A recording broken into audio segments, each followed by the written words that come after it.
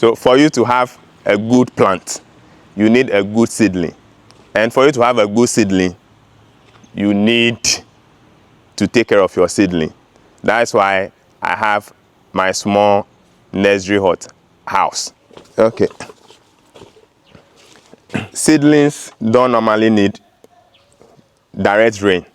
So I have this house that has a soldering white plastic that covers the tops to prevent direct water from coming onto the plant, but allow direct sun onto the seedlings.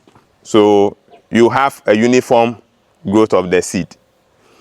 So this is the cabbage that I said is not yet ready for transplanting. So you can see we are having a uniform growth for the cabbage.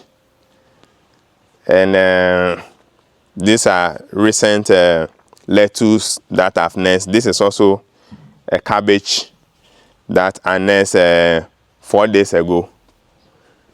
And this is my cucumber ready for transplanting. And so you can come to this. And then this is my eggplant,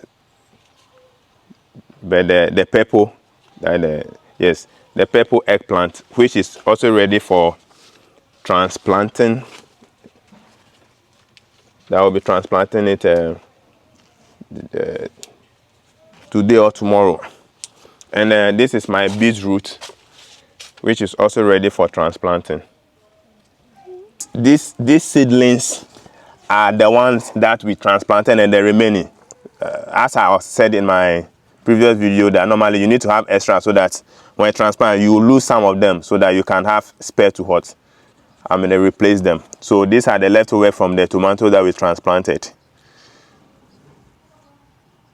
It also prevents insects from the ground from attacking your seedlings. I use wood. I use a very strong wood that can stand all weathers. Sun, rain, and I use the small wire mesh as the bed, and I use the soldering material, which is the rubber. In fact, this is what they use for the greenhouses. To prevent direct rain from coming on top of the plant. So basically, these are the things that I use: the soldering, the wood, and then the wire mesh.